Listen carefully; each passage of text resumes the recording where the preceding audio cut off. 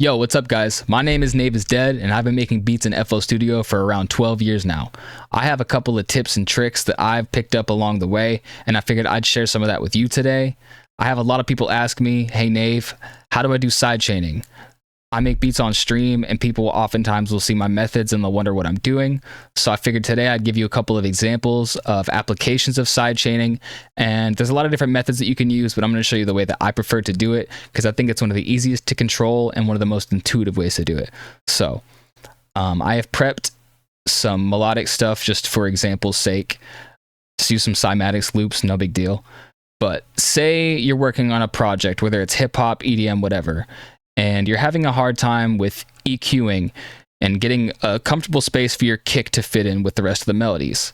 Now, this isn't always going to work, but one thing that you can do, so for instance, let's take a listen to the melody. So you got this nice fat synth bass going here. You've got these pads, all the rest of the synths. It sounds good. And say you just want to have like a basic 4 on the floor kick pattern.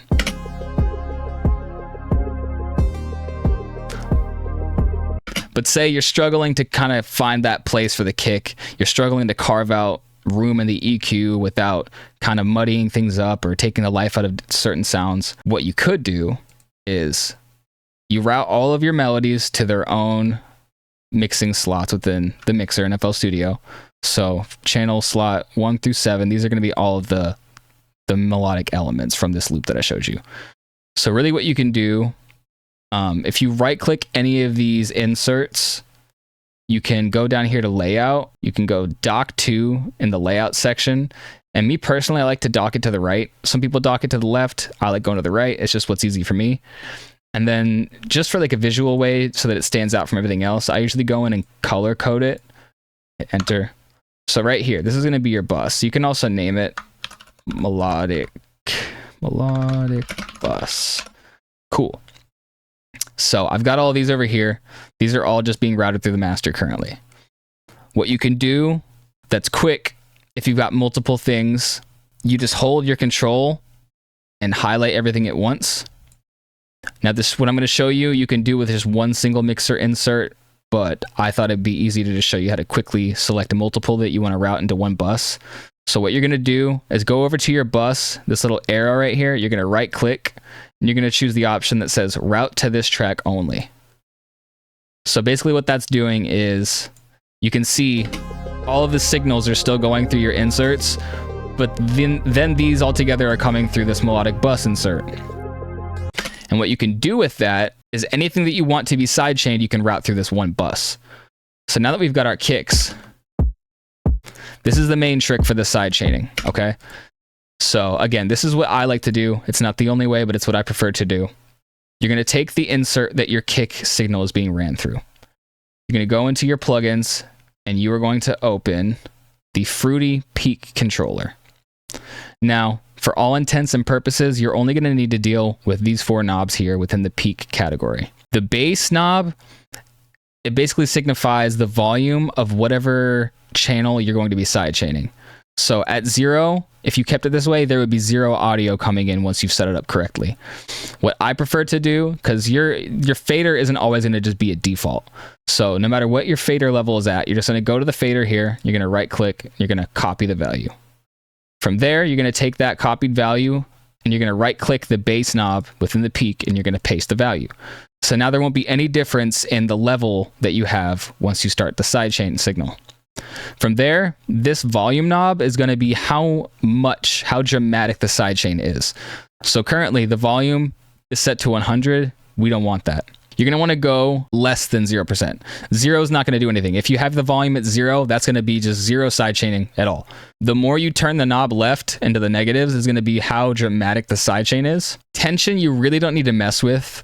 Essentially, if you mess with the tension knob, it kind of shapes the curve of how the kick signal is sidechaining, whatever you have sidechained.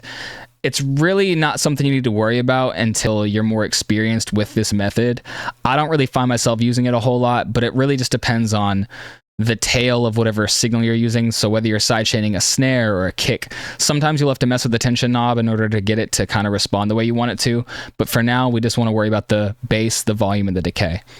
Now, the decay basically is just how quickly the signal is going to return back to its base volume after having the sidechaining signal hit. So if you turn it all the way to 100, it's going to almost immediately come back. If you have the decay lower at, say, 73%, it's going to take a lot longer for that signal to return to the base level. So to kind of make this all make sense now, I'm going to show you the next step. So now once you have this set up, the Fruity Peak controller on your kick mixing insert, you're going to go back over to your bus or whatever you're deciding to sidechain. You're going to right-click the fader. You're going to go down to the section that says Remote Control, and you're going to click on Link to Controller. Once you have this menu open, you're going to go to the middle section that says Internal Controller. You're going to arrow down this drop-down menu, and under here where it says Fruity Peak Controller, you're going to select Peak, this middle option. Once you've done that, you can hit Accept. Now what you'll see when I enable the kicks and the melody, and you see the fader visually ducking down every time the kick signals here. And like I was saying, if you mess with the volume, that'll completely duck it out. If you want something more subtle, you can bring it to like 18%. Now, if you want to mess with the delay, you can see how long it takes for it to return, get more of like a pulsing kind of vibe, or you can have the decay return very quickly, which when the volume is much more dramatically ducking, I suggest having that decay very quick.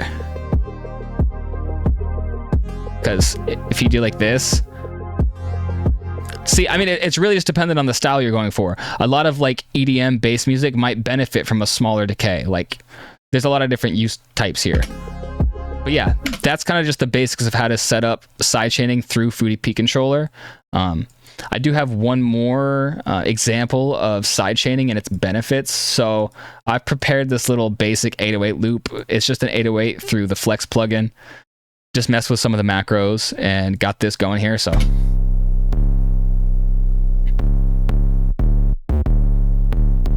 you've got this 808 pattern, and now you've added kicks, and you're struggling to get the relationship between the kick and the 808 to allow for one another to breathe. For example,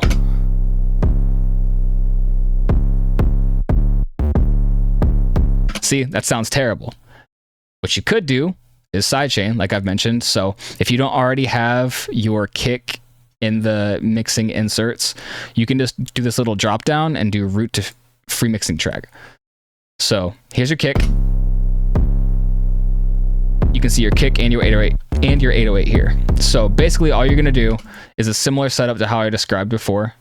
You're going to open up Fruity Peak controller, copy the volume of the insert that you wish to sidechain, paste that in the bass knob within the peak area, mess with the volume, mess with the decay, right click the fader, link to controller, internal controller, drop down. Now, what you will have to be mindful of, if you have multiple instances of Fruity Peak controller, you'll have to look here and see which one you're pertaining to. So for example, I know that I'm using the Cymatics kick, which is the one that we're using in this section. Now, if I wasn't paying attention, you might select the other one, and then you'll be wondering why the signal isn't ducking when things are happening. But you just have to pay attention to stuff like that. Anyway, so we'll select this, hit accept, and now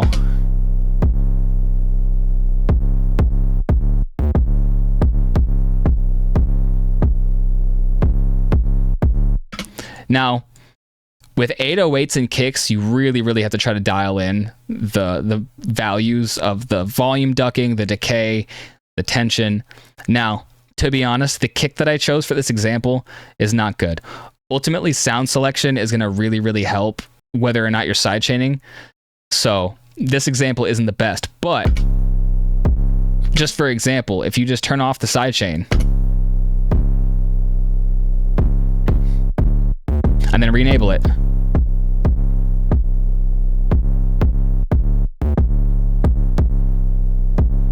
it's obviously a lot better as far as the relationship between the two of them coming in, because kicks and 808s, they fill up a very similar section of the frequency range, so that you're not having to make any compromises as far as EQing out kicks or EQing out part of the frequency of the 808.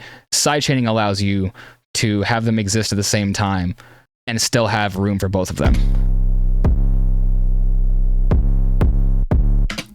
But yeah, that about wraps up how to use Fruity Peak Controller in FL Studio in order to sidechain. If you have any questions, any comments, feel free to let me know down in the comment section below. But if this was helpful to you at all, go ahead and throw me a thumbs up if you'd like.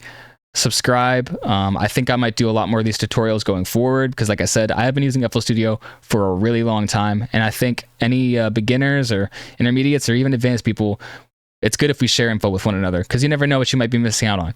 So anyways, thank you guys for watching. I hope you learned something, and until next time, see ya.